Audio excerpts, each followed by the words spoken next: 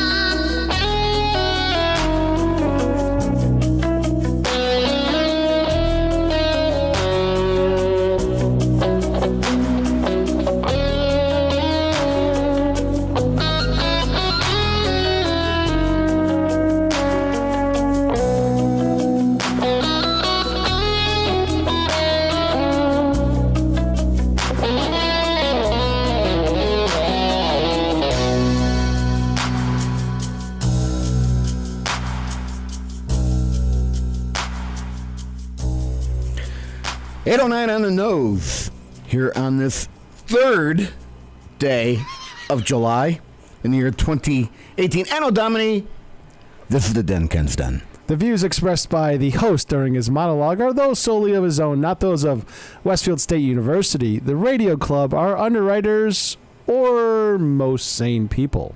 And now... Uh-oh. You know what, Pete? What's going on, Ken? I usually don't try to come up with a short monologue on purpose, but today I am. Okay. So that Bob and myself can go over the Big Brother nicknames for the summer. Oh, no. You know, it all started with Siri. Then Cortana. Next thing you know, Google Assistant and Alexa are being integrated into everything. Yeah. On the television and on the radio, there are many ads for Google and Alexa. Mm-hmm. And they include commands. Yeah. I noticed my Google Assistant was trying to react to some of the ads on television, like, "Hey Google, take a selfie." The more popular these devices come, the more often things will trigger them unexpectedly. Mm-hmm. Like a goofball morning show personality. "Hey Alexa, open the pod bay doors." Oh. "Hey Google, what's the meaning of life?" "Hey Siri, what is 0 divided by 0? "Hey Alexa, what is WSKB? I know the answer. "Hey Google, tell me a joke."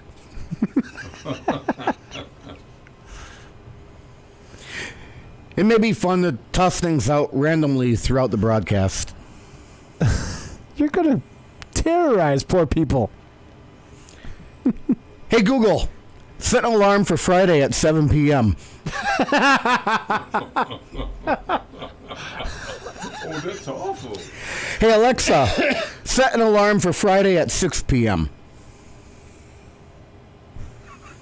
Like I said, it may be fun to toss things out randomly throughout the broadcast. Long-lasting Kenny effect.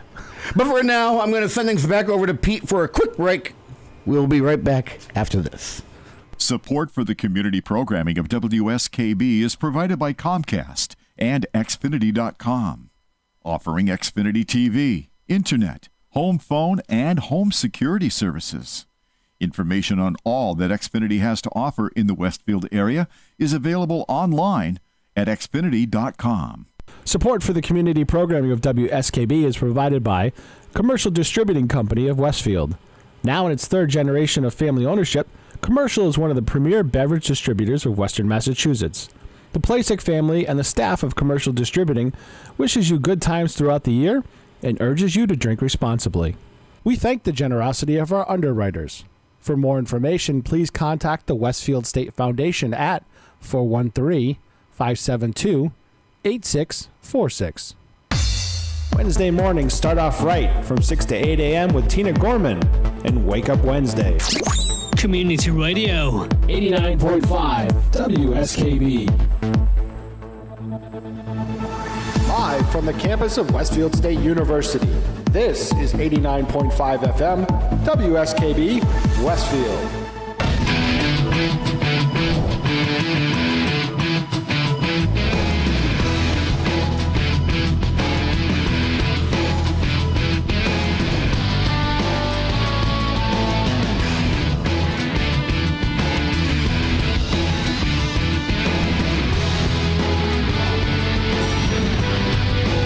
Hey, Bob. Hey, oh my God, there's my, Do you know what that music means? it means it's Big Brother time here on your show that I get to talk about Big Brother. I actually stayed up late to watch the rerun of the show for me so I could talk on today. Hey, Dan, here's my reaction to all that. Yeah. Oh my God, who the hell cares? Exactly. You have Dan Knappich with you today, our former mayor. And he is going to sit and listen to us talk about Big Brother. He came all the way from Cape Cod to hear this. I did. Sad, isn't it? That's what Kathy Palmer usually says, too. Yeah, really. And because this is the first time we're talking about Big Brother since they started back up, I made sure I set aside plenty of time. If you notice, I did a very quick monologue. I saw and that. I did a quick break. Right. Because today is the day that we set the nicknames for the players in the house. Yeah. We have our own nicknames. Very sad existence. It's really, yeah. And we ought to tell you, if you want to watch Big Brother, you got to watch it on what's it, CBS, or you can get it on CBS. And on Pop.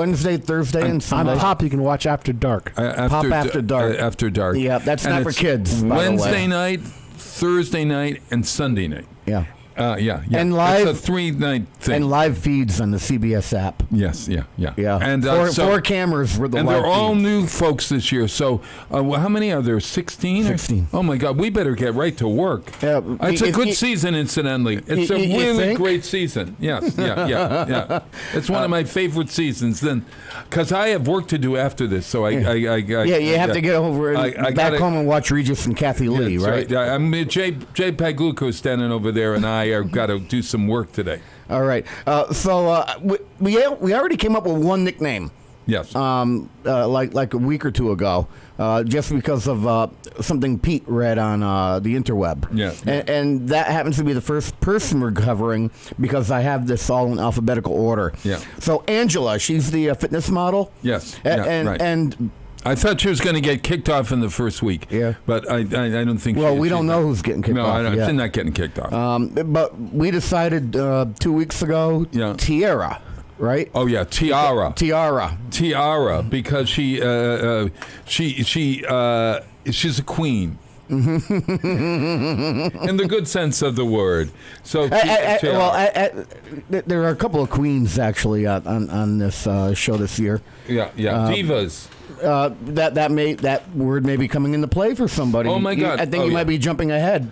Oh yeah. All right. So Tiara is definitely good for now. Angela, This rock star woman who is a Wiccan who dresses kind of strangely and just doesn't fit in anywhere. She's 34. She's a stay-at-home mom. I really think she's going to be voted off sooner or later because she's annoying as hell. And you know, and she calls herself rock star. Who calls themselves rock star? Honestly, definitely doesn't look like issues. Why I do? Yeah, well, you go. Yeah. So what do we call you something else, Jay? So not what rock are we? star. So what are we gonna get? Yeah, rocks in her You know head. what? And you know, all of these are up for you to either approve or disapprove or change or whatever. These aren't in stone. Oh my God! Who the hell cares? So for all right, shoot. For the stay-at-home mom rock star, I came up with freak show. Freak show. Oh, it's a little unkind. Why don't we? Freak a leak. Have you not been watching her? Yeah. Well, I guess I think she's freaky as all get out. Freak a leak. What's that thing? What's that show? Freaky Friday. Freaky Friday. Yeah. They could call it Freaky Friday. Okay, Freaky Friday. I like that. Yeah, she's not quite my girl Friday. She's Freaky Friday. She's Freaky Friday. Freaky Friday. Yeah. Okay. So you already mentioned, or you said diva. Yeah. And for the flight attendant, Bailey Dayton, I came up with diva. Oh yeah, I think she is. Totally, 100%. Yeah. She's a very she's going to go far on this show. Yeah, she also has the. If she doesn't start to out diva herself, she's going to go far. She's got to be careful. She's got to be careful. Now Brett, oh God, Muscle Man Cybersecurity. He's from Roxbury or something. No, I think he might even be from the Cape. Brett Robinson. No, he's from outside of Boston. Is he? Okay. Yeah. Okay. Yeah. Charleston. Oh, was it Charleston outside of Boston? Yeah. Okay, so he's a hunky guy, wears no shirt. He plays with computers all day. Yeah. What are you calling him? You might like this one. Yeah. Knobs. Cupcake. Cupcake. Cupcake. Nerd stud. Nerd stud. He is actually a nerd stud. Yeah. Nerd. Yeah, because he is very nerdy. All right, I'll go with that. Nerd stud. You know, so it's like part of me and part of you there. There's nerd and stud. Right? Figure out which one's which. Okay, yes, my friend. Okay, now. Swaggy C. That's another person. He's named himself. He goes by Swaggy C. His real name is Chris. I think he could go far, and he did the unfortunate thing, Dan. At the beginning of the show, when you start to control the house early, everybody hates you and gets rid of you early. It's called order. Oh, yeah. You got to know when your place is to sort of shine, and he's shone too early. He's shining too early. I can't stand the guy. You can't stand I kind of like him. You know, the every shirt he wears is Swaggy C, and he talks in the third person. It's always Swaggy C this, Swaggy C that. I'm so tired of Swaggy C. Okay, so what are you calling him? He wants to be Paulie D. Well, I came up with third-person putts. No. There has to be something about third person. We have to rename him Swaggy C. Jersey Shore. Yeah, no. Oh, ooh, that's. There's something else coming up regarding that. All right. Swaggy C. We could have an initial. There has to be something about third person there because he's always calling himself his own name. Oh, that's right. What's the third person? Yeah, and it's very annoying. What's the third person? It's like he, she, or it? No. When he It's says, third person instead of nature. saying I or myself, he says Swaggy C. Yeah, and so. So he's always talking in the third person. Okay, so. Which is very annoying. How about moron? How about he, she, or it? That doesn't apply to that. No, well, that's third person. Yeah, we're not questioning gender. Yeah, that's true. Okay, Shaggy C, annoying A, annoying B, annoying, something like that. Third person Chris instead of Third person plural. Third person.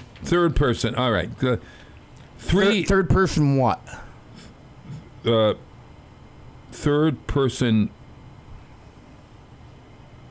Oh, we're on the air. There's nothing like dead air. You got to come. I got to come back to that. Do we want to revisit that one, Bob? Yes, please. Okay. We'll email. And we'll have an answer for next week. Okay. Pass. All right. Faisal is this wonderfully big, hunky guy who's a substitute teacher of all things. And because of that, I came up with the nickname of fake teacher.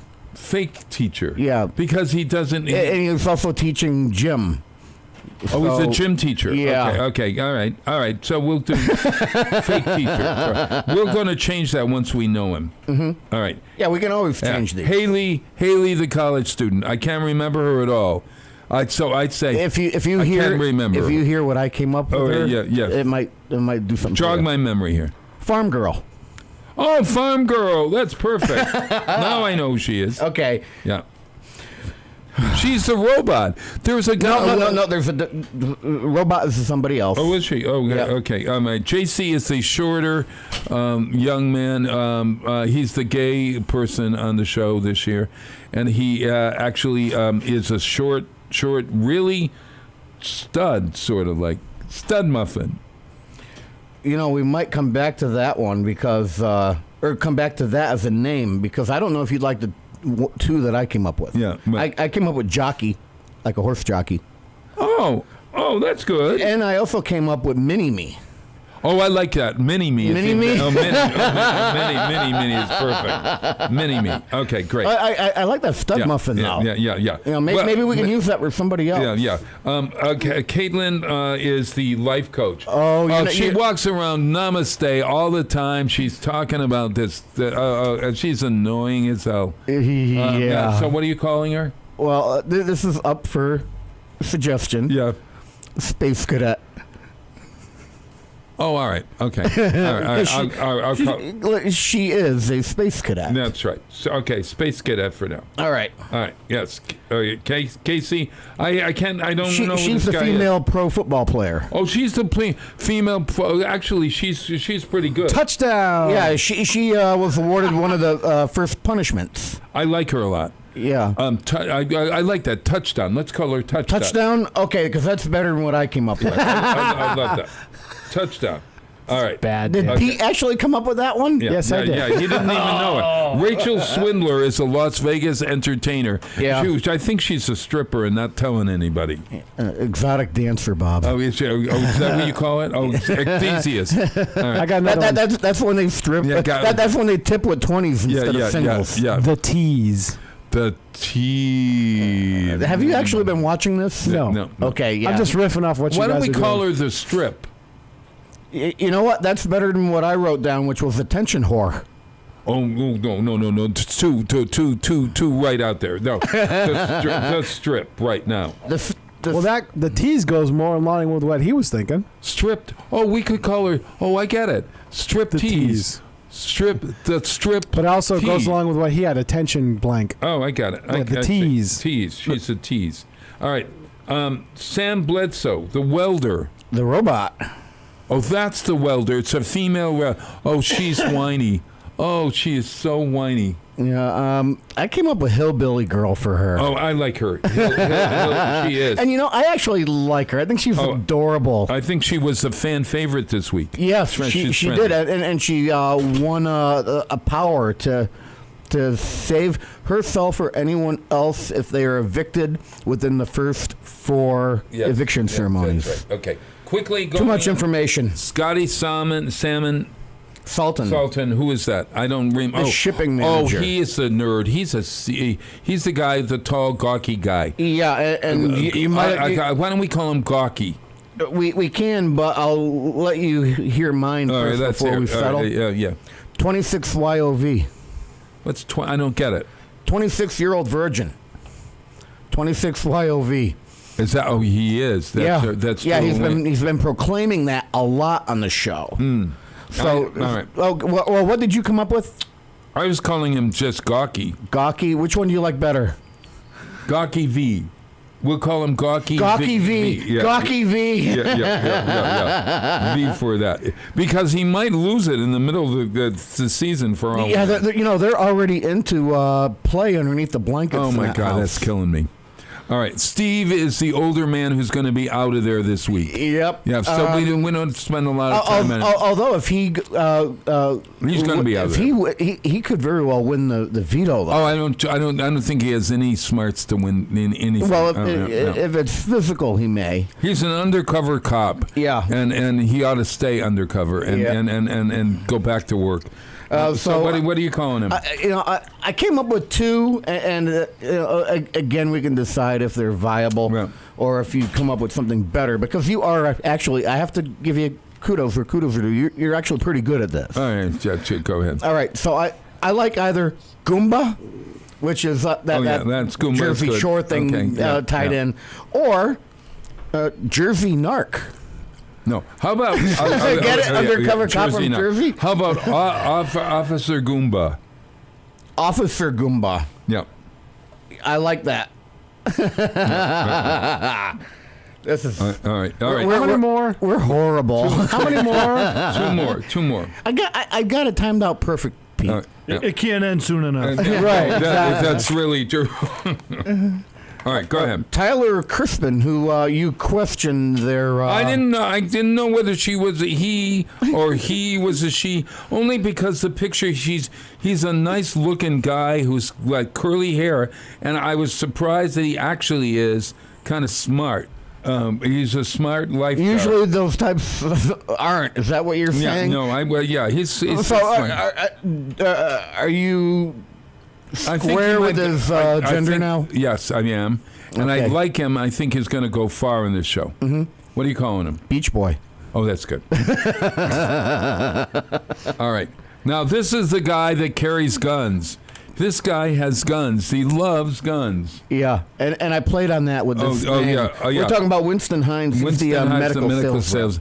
And everybody doesn't know that he likes guns. I was worried about him. And you know what? I'm learning to like the guy that likes guns. I don't know. Are you saying I kind of like him. Are you saying that you don't like me then? No, I just was kind of scared of him in the beginning. Guns. Okay, so what are you calling him? Double barrel? You know what? That's a lot better than what I came up with, which is Gun Boy. Oh, Gun Boy. Let's call him in double barrel. Double barrel. Gun nut. Yeah. Hey, I like double barrel. I'm going to come up. Okay, so let's come up with a nickname. If Dan Knappich, Mayor Dan Knappich was on Big Brother, what would his nickname be? No, just the people that are on, please. We need to keep the show moving. No. What would your nickname? Well, could we have a nickname for Dan Knappich? The boss. No, something about K. It's going to be Salty K or Cape Cod K. Cape Cod. No, I don't know. Who the hell who cares? All right, enough of this. I'm out of here. So you and I just have to come up with something for Swaggy C, Mr. Third Person. Yeah, we'll do that as our homework. Okay. And come up next week. All right. You got to see the show. It's actually really fun this season. Watch it tomorrow night, Wednesday night. It's the melting of America's brain matter. Oh, my God. Absolutely. We just Terrible. spent 15 minutes on this whole thing. Hey, I got to get out of here. Bob, didn't your generation give us like great shows like 60 Minutes? Yeah. Now you're carrying the mantle with Big Brother. I know. Come on. I know. And I just found out that Mike Myers is the host of the Gong Show. I'd watch. No, Yeah. but He does it in character. But he's got makeup on. I watched it all last season, thinking it was a crazy British man. It You turns didn't out know to be- that? You thought that Tommy Maitland was the real person? Yes, I did the entire time. Honest to God. At any rate, Bob's hey, I'll see you guys. You know, you have half an hour before Regis and Kathy Lee come on. I know, and I've got to work with Is Regis Jay on this week? Packluck, and No. I'm working on I didn't think he was even alive still, is he? he's- Yeah? No, it's still- Kelly and whoever now. Kelly and Ryan Ryan Seacrest. It's like, Hey, 8:30 and a half. Bob, go out and volunteer. Yeah, I am. Support for the community programming of WSKB is provided by Bay State Dental. Comprehensive dentistry at 14 convenient locations in Springfield, Chicopee, Longmeadow, West Springfield, Belchertown, East Longmeadow, Ludlow, Northampton, Greenfield, and Wilbraham, as well as 29 Broad Street in Westfield. Bay State Dental makes it a priority to help you achieve and maintain the healthy smile you deserve. On the web at baystatedental.com. We thank the generosity of our underwriters. For more information, please contact the Westfield State Foundation at 413-572-8646. It's Tuesday morning from 6 till 8. Wow, it's Tuesday with Bob Plass. Community Radio. 89.5 WSKB. Live from the campus of Westfield State University, this is 89.5 FM, WSKB, Westfield. Plus, it's the third day of June year 2018, Anno Domini. This is the Den, Ken's Den. Ken Stomsky behind the microphone for you this morning, as I am each and every Tuesday, 8 to 10 a.m. If you want to see what's going on, tune into Westfield Cable Channel 15. If you don't have Comcast, you can go to westfieldtv.org. That's westfieldtv.org. Peter Cole's getting at the keys behind the microphone, or behind the Radio Millennium console this morning. And Kathy Palmer is away this month. So today starts a day where I have my special guest co-hosts. Yeah.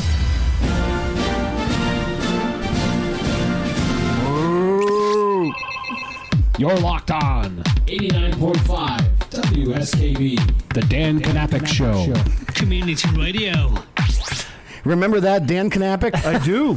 Yeah. And I love what you guys have done with the studio since I've been gone. Yeah, Nothing. yeah, Zero. yeah. Looks exactly the same. Yeah, I don't know. There's a lot more records. There's a lot more I stuff looked on at the the wall. old video when I played back one of your shows. Yeah. When the mayor took the day off. Yeah.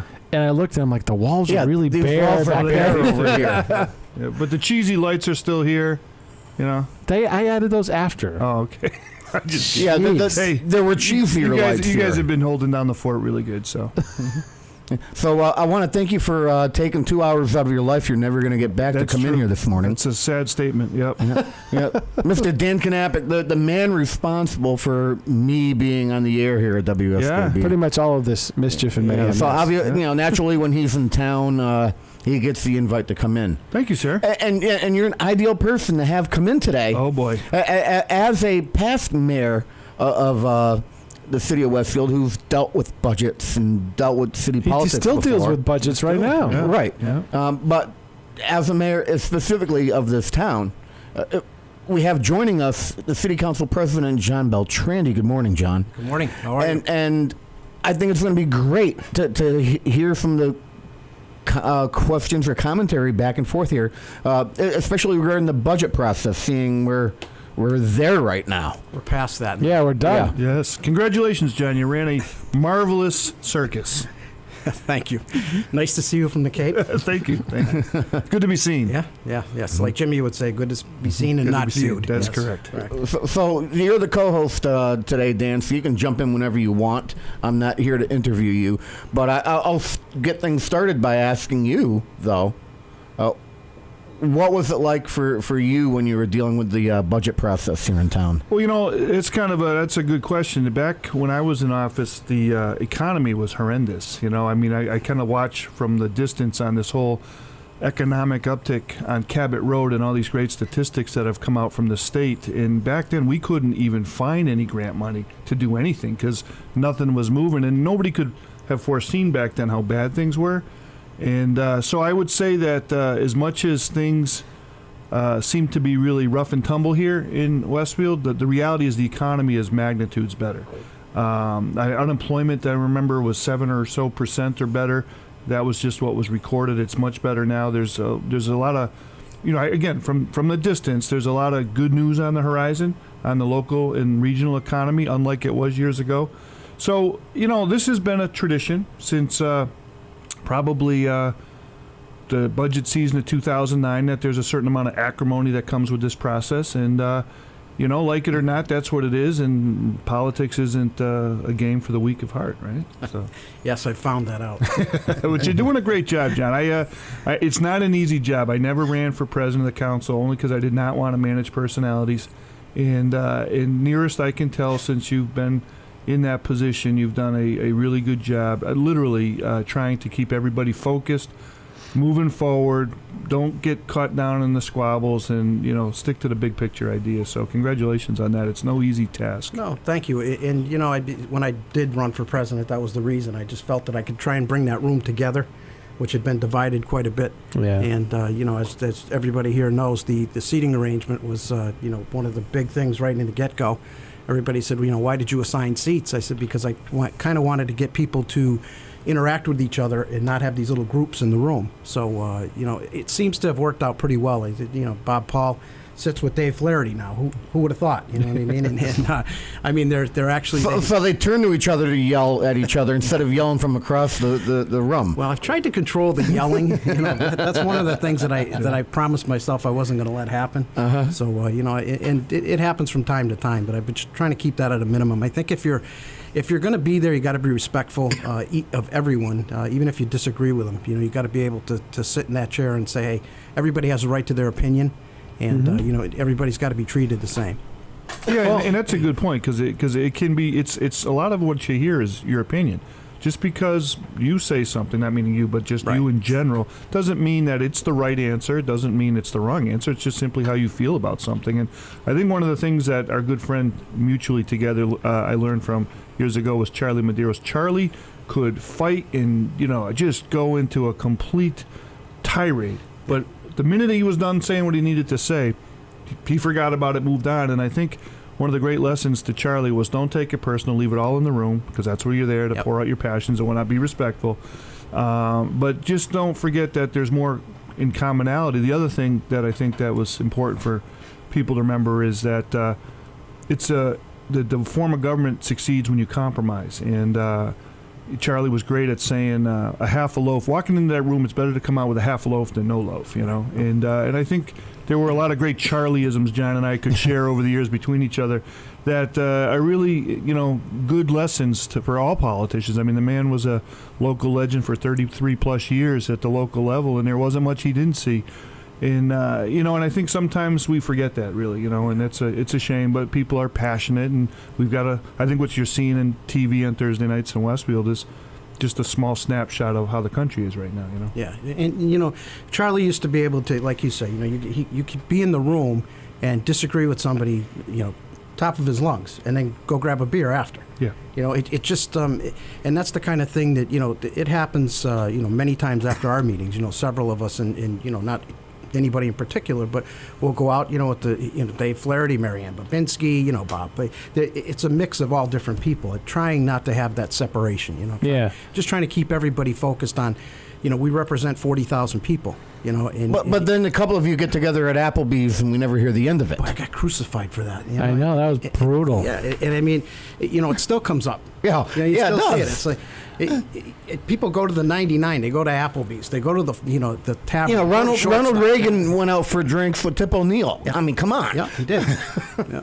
But the other thing is, I've noticed that it doesn't matter what quote unquote side you're on, but there's been nuggets of good ideas coming out of all sides. Right. There have been. You know what I mean? There's little nuggets here and there, and everybody gets so hung up on the getting entrenched, but there's good ideas, and people on both sides are recognizing good ideas, and you're hearing them all. Right. And you're pulling those ideas and go, that's a great follow-up. And I'm sure you're talking to the mayor about those things because he's hearing them too.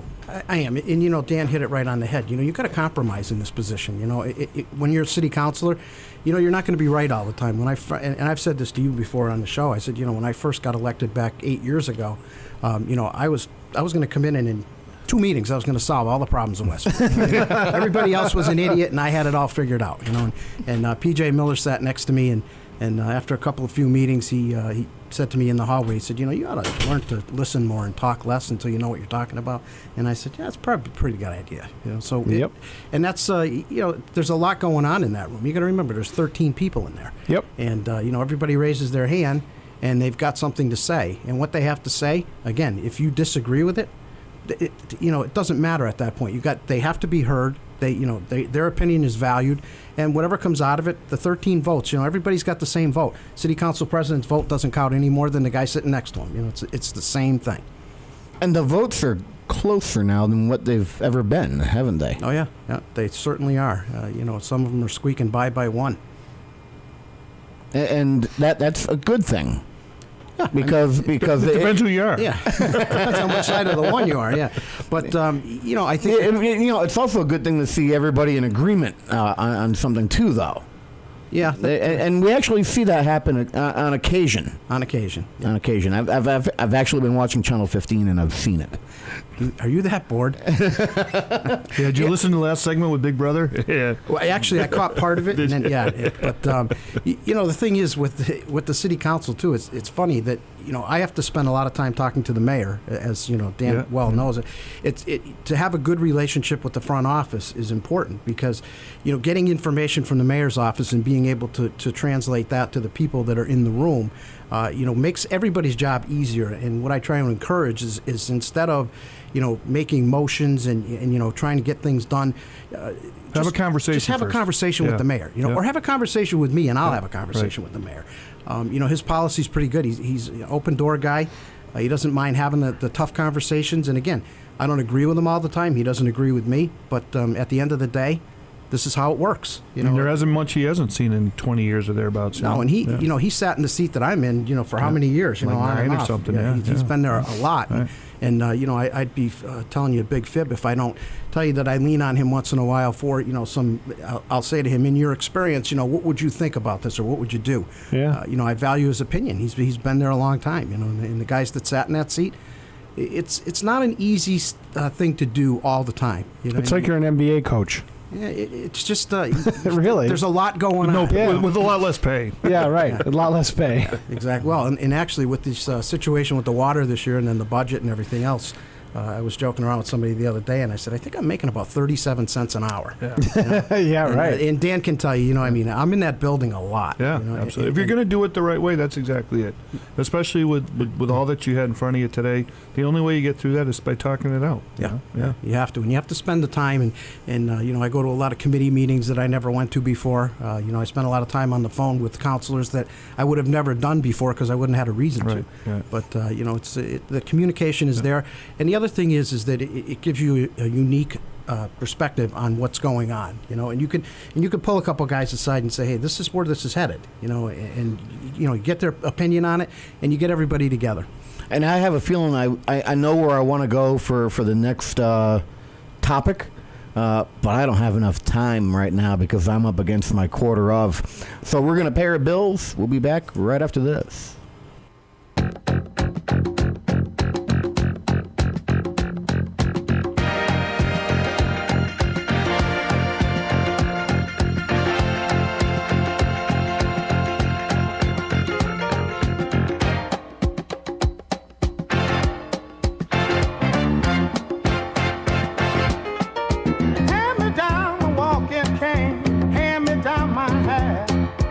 Hurry now and don't be late, 'cause we ain't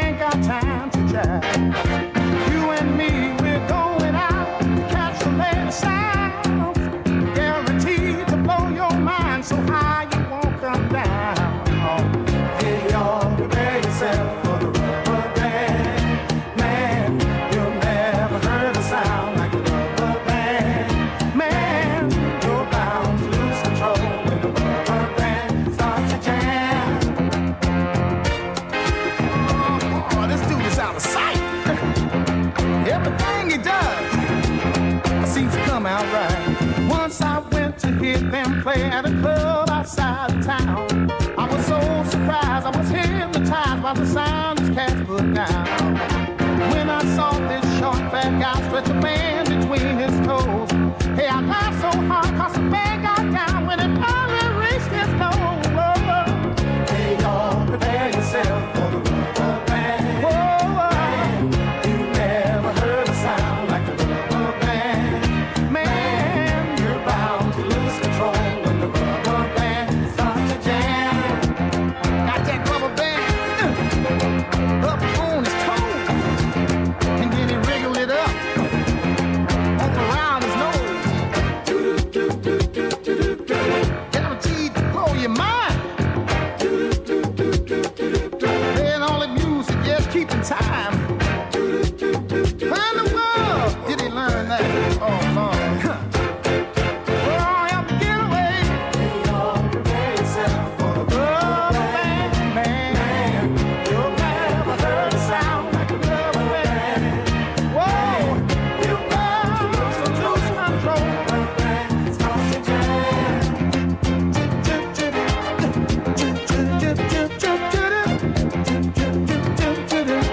Rubber band, man, rubber band, man. How much of this stuff do we think we can stand? So much rhythm, grace, and debonair for one man? No. And then he had the nerve to twiddle his left toe, but through his knee, got the feeling in his head, y'all. Oh, come on, baby. Won't you cry yourself? Hear it? Never heard a sound. Oh, he's my man. And he likes to jam. Starts to jam. Rubber band starts to jam. Moving up and down across the land. Got a wiggle all in his waist. Everything about him seems out of place. But moving, just moving, just a rubber band, man. Just moving, just moving, just a rubber band, man. Get down, oh, get down, brother. Underwriting for Community Radio on WSKB is brought to you in part by Rockies. Over 30 convenient locations throughout Massachusetts, Rhode Island, New Hampshire, Connecticut, and Florida. One of the nation's largest ACE dealers. Expertise and great product selection in paint, hardware, lawn and garden. That's Rockies. Rock solid service since 1926. On the web at rockies.com. Support for the community programming of WSKB is provided by Wally Computer Associates, one of the largest technology providers in North America. Headquartered in Southwick, Wally provides all of the products and services that you'd expect from a world-class technology partner to schools, colleges, businesses, as well as state and local governments and agencies. Wally Computer Associates, meeting all of your technology needs. On the web at WCA.com. We thank the generosity of our underwriters. For more information, please contact the Westfield State Foundation at 413-572-8646. Discussions of local politics, events, happenings, and miscellany potpourri. Ken's Den, Tuesday, 8 to 10. Live from the campus of Westfield State University, this is 89.5 FM, WSKB, Westfield. Do you know who I am? Kenny! Surely you can't be serious. I am serious. And don't call me Shirley. Who the hell is that? Kenny! Who is that? Kenny! Who the hell is that? Kenny! Who is that? Kenny! You're listening to Ken's Den with Ken Stonsky. That's the fact, Jack! Giggity, giggity, giggity. Giggity, 850 on the nose. Dan Knappich and John Beltrandi in the studio this morning. Something came to mind just as we went to a break. Yep. And you know, maybe I'll bring up the water situation later on, but this kind of ties in with water. Dan, you've been following what's going on with the water in town. I'm wondering, when you were in the office, was there a particular situation that you had to deal with that you can kind of relate to the water situation here in town? Yeah, when that first started unfolding, I think when I left, they were just starting to have trouble with some of the wells from an operational perspective. So I remember texting the mayor a little while back. I said, I just want to know one thing through all this noise. Is it safe to drink our water in Westfield? Of course, I knew the answer. I mean, municipal tap water is the most regulated water that there is, and there's all these testing criteria that have to be met and whatnot. So it's a complicated issue. I mean, I spent 20 years in the hazardous chemicals business teaching people about hazchems and how to work safely with them. So, in my perspective, people are getting a lot sweaty about things in the parts per trillion. Well, we used to put on suits and respirators to deal with radioactivity and chemical exposures in the many parts per million, which is magnitudes less than parts per trillion.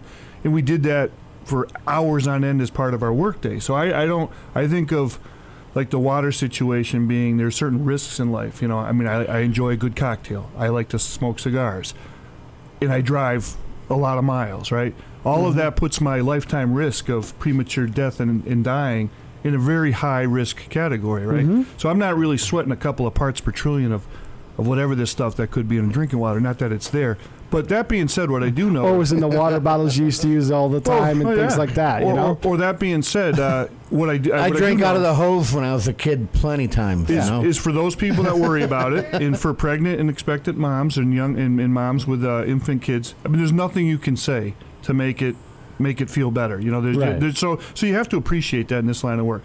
And that all being said, I think what you got to do is you take in a lot of information, and John knows, being in the president's chair, you take in a lot of information. In the job in that office is you have to make a decision, right? And so, like I would say, back when I came in office, like I said, the economy was horrific. We had this very delayed and kick the can down the road situation with the school population, and we had been on record for a number of years saying Abner Gibbs was a decrepit school environment, needed to change. What do we do? And at that time, there was the state school building authority froze up, didn't offer a new school project for 5 years because they went belly up, and they had to reconstitute this new thing.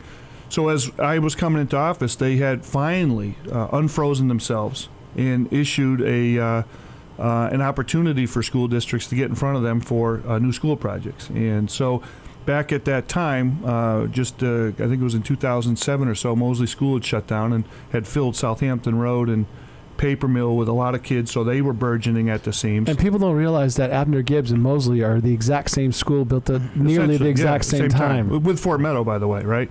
So we had this aged, decrepit infrastructure. We had burgeoning school situation. We didn't have a lot of options. And the school committee was indicating that the replacement for Abner Gibbs had been on the table for a while. It had actually, back in I think 2008, they constituted a building committee, put some people together, had a few meetings, but because there was no finance mechanism from the state to do a new school building, it kind of fell apart. And then it got reconstituted in 2010.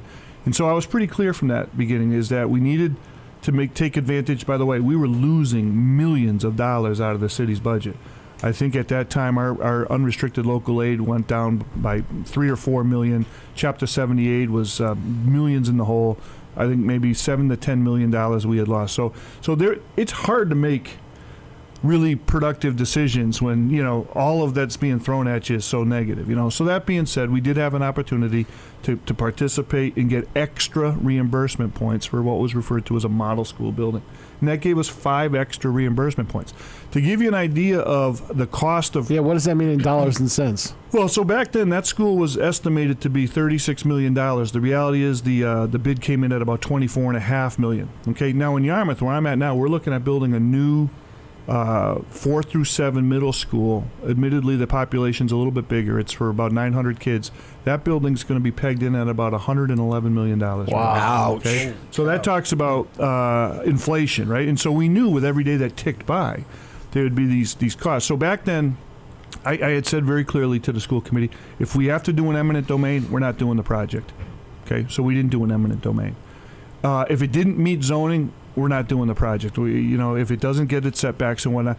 Yeah, so we went down forward with that idea in the situation there. Along the way that unraveled was Juniper Park, right? So Juniper Park was a situation we'd known for a number of years that the city, though it was paying a big rent, the college wasn't putting any capital into it, right? Mm-hmm. And at one time when Superintendent McDowell was in office and Mayor Sullivan at the time, they had wanted to get some extra payments for capital, right? And the city's position at the time was, well, shouldn't you have been doing that all along, right?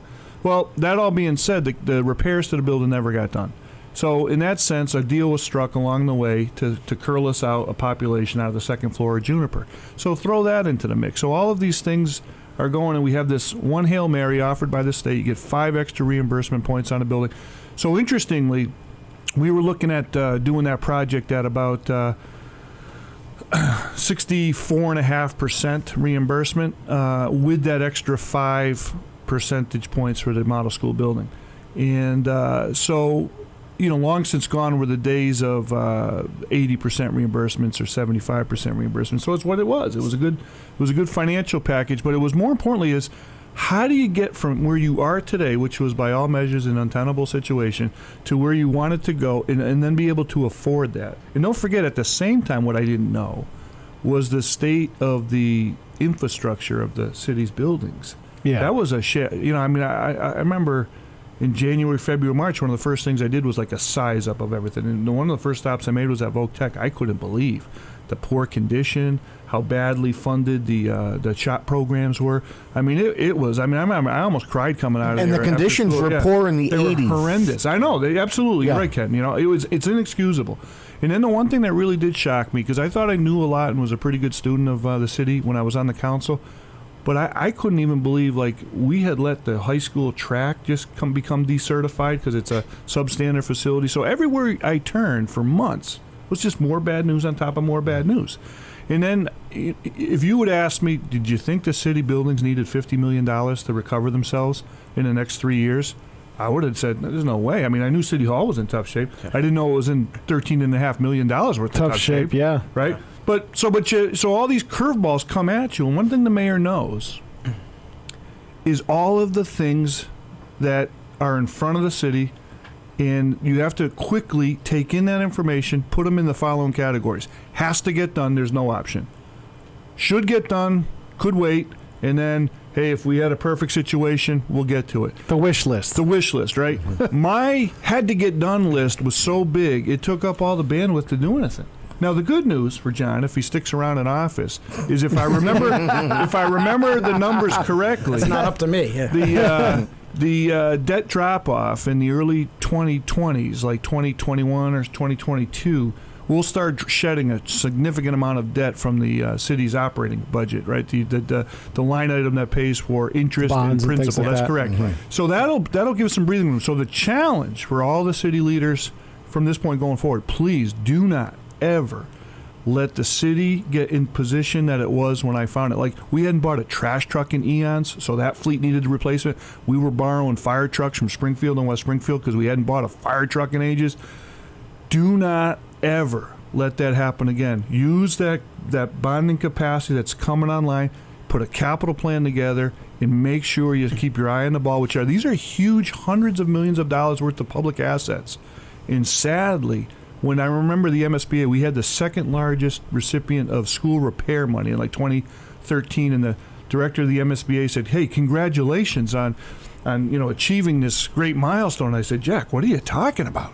Our schools are in tough shape." I said, this is disgusting. I said, we're getting all this money because we let our schools go into such decay. But the problem with the state is their funding is based on a situation where they only give money to the worst possible scenario. It's a red alert. So it's a race to the bottom. Now, here's something that you should pay attention to or remember. Last 2 years for new school projects in the Commonwealth, out of all the applications, 85% have been rejected. So you are competing statewide for a very small amount of resource, and the rejection rate is phenomenally high. Like, I have 2 other schools in our district back on the Cape that need to get done. It could be 10 years before we even see additional money for the next just for repairs and upgrades. Yes, because there's so much need, so little money going into the system. Well, and I'm sure at the state level, I mean, the governor's been trying to figure out how to balance the budget and cut the budget. So those are things that go. They kick the can down the road too. The other thing is inflation. The inflation on a per square foot basis on school buildings right now is like rampaging. It's like $550 to $600 a square foot. It's going crazy right now. 9 o'clock WSKB FM Westfield. After this top of the hour, I'm going to get over to John. I want to talk to him about how he's seen public participation at the meetings lately, especially since it was budget season. We'll be back right after this.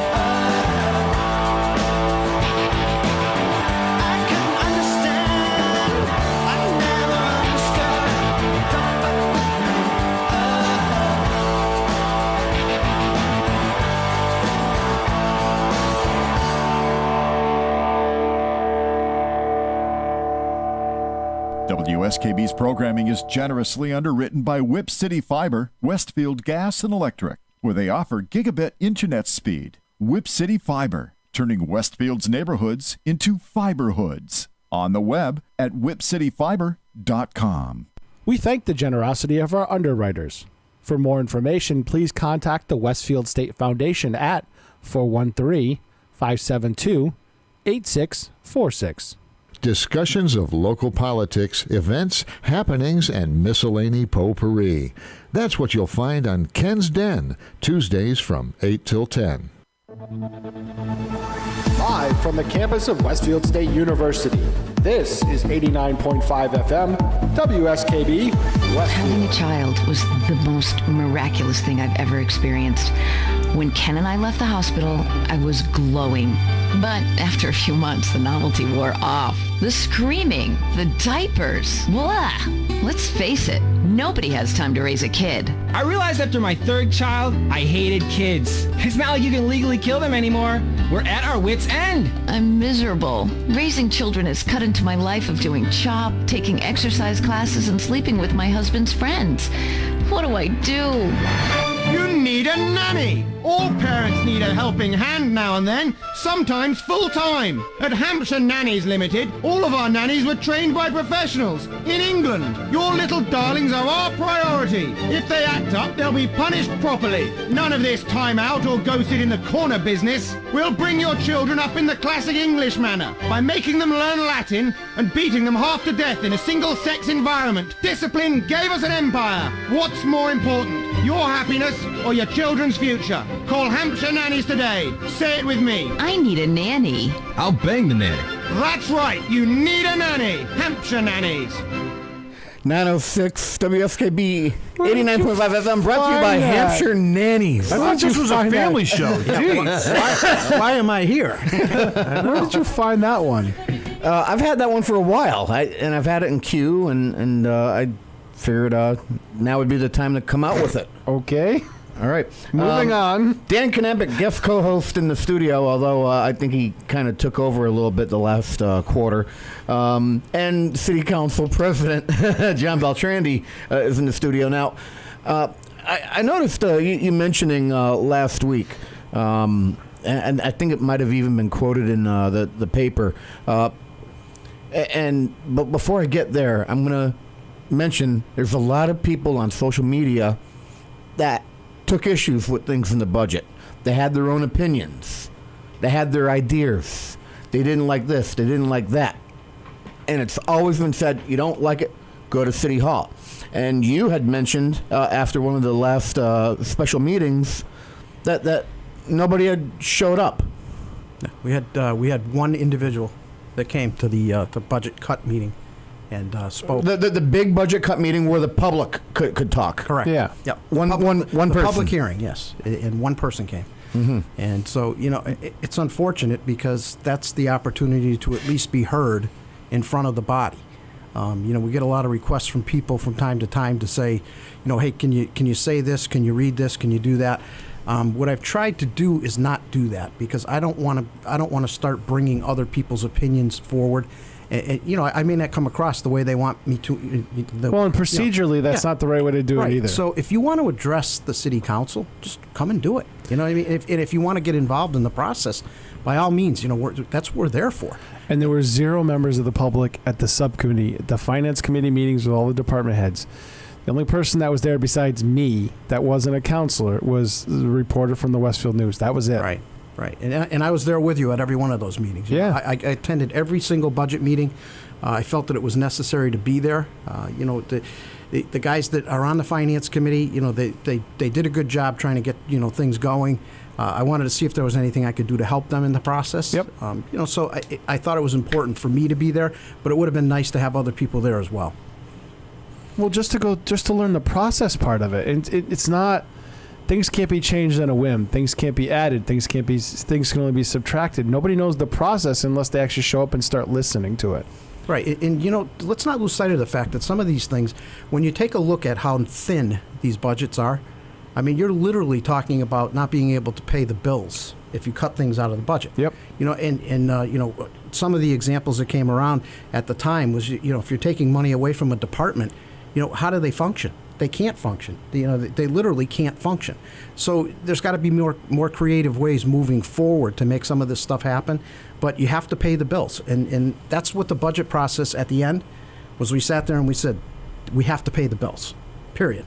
So after all the conversation was done, everybody voted to pay the bills. And next process, let's see if we can sit down and find a way to make that process a little bit easier and better for the taxpayer. But at this point, everybody wants services. Okay, I pay taxes Dan pays taxes. You guys pay taxes.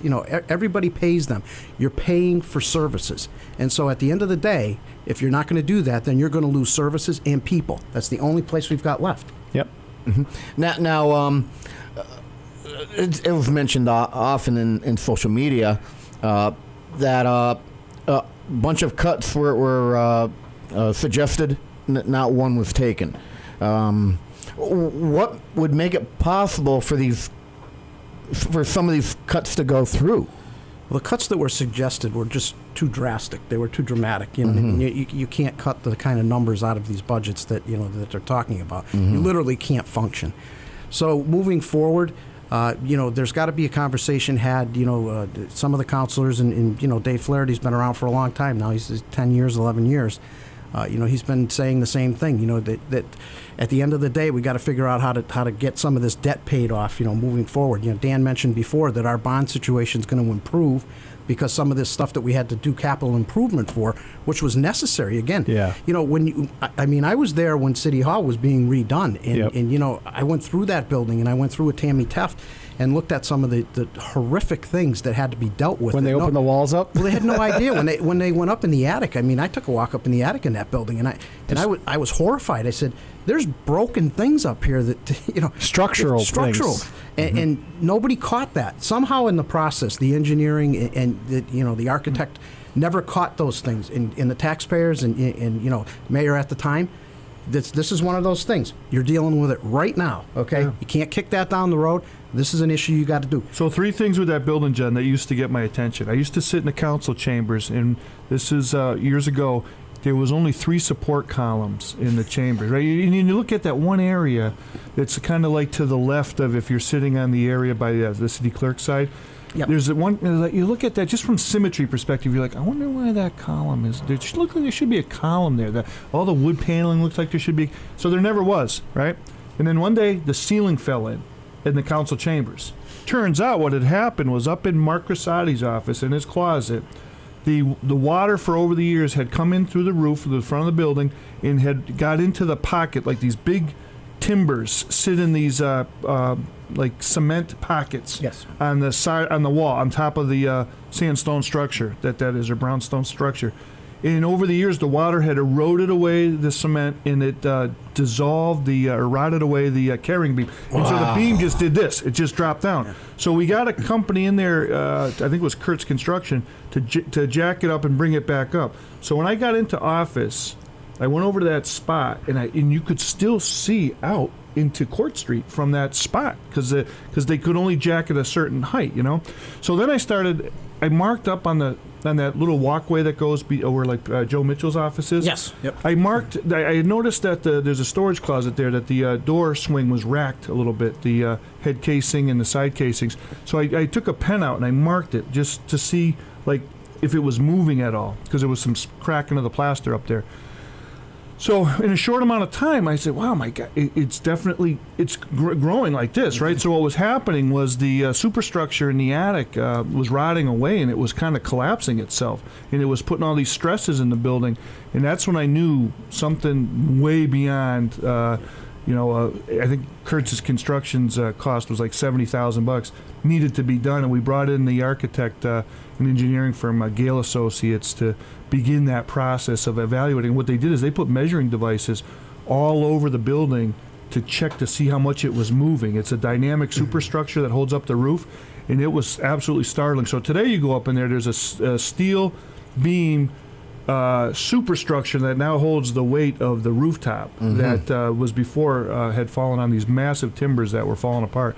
So that was kind of just, that in Tommy Curran saying to me, Mayor, every time it rains, I got to put out like 75 buckets to catch all the rain. That was kind of a clue that we had some problems in the building. Yeah. But, the sad part is that most of the buildings, like you said, were in that shape. That was terrible. The Voc Tech, the gym was leaking like a sieve. Yeah, so Southampton Road, Franklin was leaking. I had ceiling panels breaking away from water leaks at Highland. They were all in horrendous condition. It was terrible. Yeah, and and even beyond that, the infrastructure just in the roadways. And we didn't even talk about the roads, right? That was a whole other issue. All the infrastructure issues that we have, and still have. We have a lot of infrastructure issues that we still have to deal with. But it's not cheap. to do these things. And, it's easy to complain about all these different things. But, again, at the end of the day, somebody has to pay for them. And we have to bond for certain things. We have to be able to do improvements, just the quality of life, that people expect. I mean, this is a city. Okay, we do a lot of things here. Okay, we do. We got some new bridges over the years. We got some great money from the state, from the federal government to do some of these improvements, and you can see them coming in. But we're still the finish line is not right in front of us. It's a ways away yet. Right. We still got a lot. I mean, you to go do. back in time a little bit to the mid 2000s. That gateway entrance to the city between the National Guard Bridge on Route 20 and the Great River Bridge, it was disgusting. I would hear from the college presidents at the time, and the president of Noble Hospital, man, you guys got to do something about this. Every time we bring a prospective professor or prospective doctor to town, or college president or vice Coming president, down Route 20 looks horrible. Yeah, they were like, once we got them into town, they like, the hospital facility was nice, the college was nice, but man, to get into town and downtown, you got to do something, and you look at it today, and that's what I think some folks don't really appreciate is how bad things had decayed. And then where we look at things today, now our challenge is maintenance. They don't remember what it was like going over that single All bridge. the tractor trailers getting stuck under that railroad bridge. I mean, that would happen at the most inopportune time and send it back West up. Silver, yeah. Well, the one in North Elm. That was a monthly occurrence. It was all the time. It was crazy. It was literally a monthly occurrence because I took those calls all the time. And then they get hit with all that. Then they closed down Pachasik Street Bridge. I mean, I couldn't catch a break in the first 2 years of my life. That was the first week of the job. I'm like, are you kidding me? You said it was just fine. Speaking of catching a break, I need to take one. It's going to be a quick one, please. 9:17. We'll be back right after this.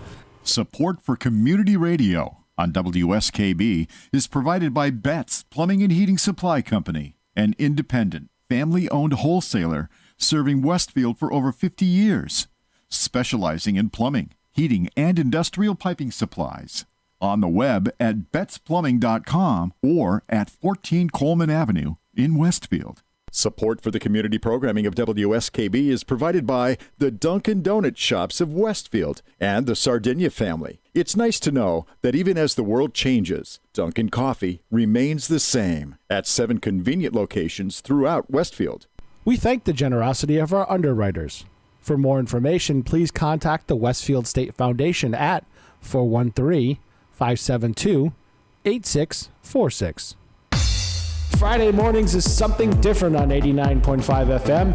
It's JP's Talk About Town.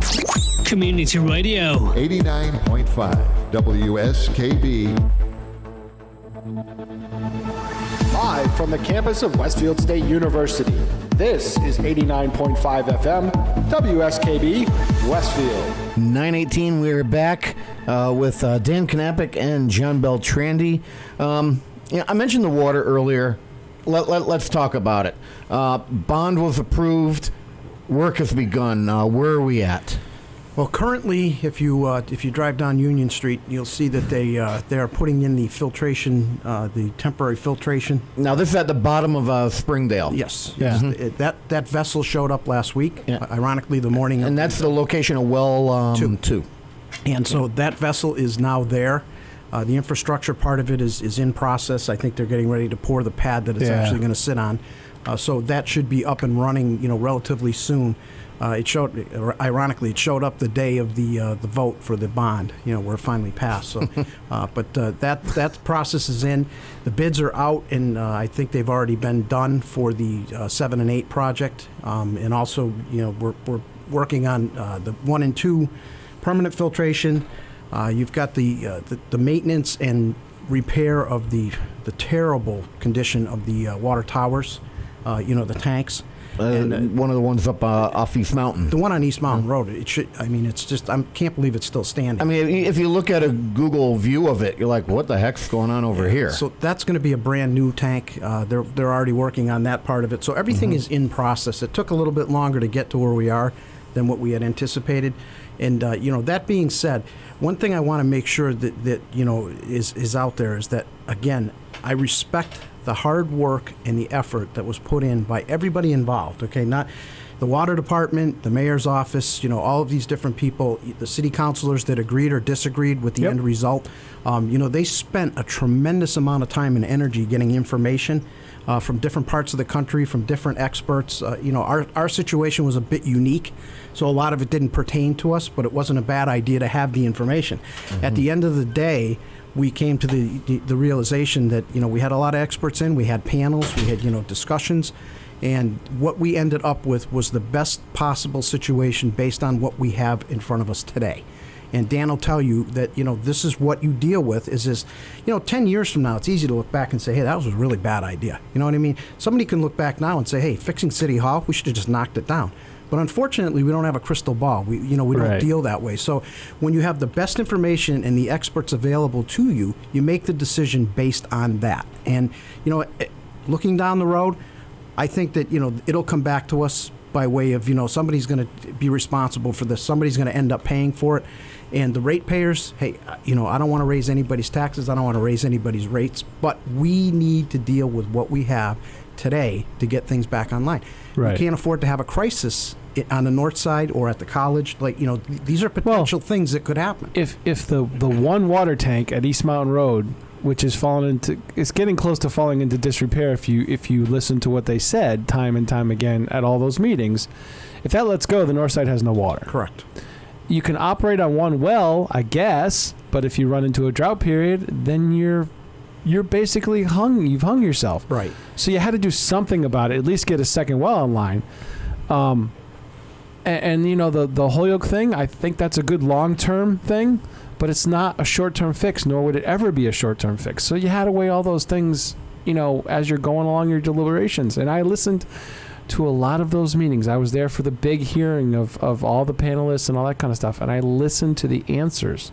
And just, don't forget that the water situation with Holyoke, they have a tremendous amount of water, okay, the Ty-Carmody Reservoir. Mm-hmm. But to treat that water is substantially more expensive than it is to treat the water that's coming out of the wells. Surface water. You'd have to build another reservoir road plant like you have in Southwick. Yeah, and the thing is, you have to staff that plant, okay? Yep. If you look at what it is, the expense to run it is incredibly more than what it is to do what we're doing, which is why I keep going back to the decision that was made, in my mind, was the best decision based on what we had in front of us and what we have available to us today. Yep.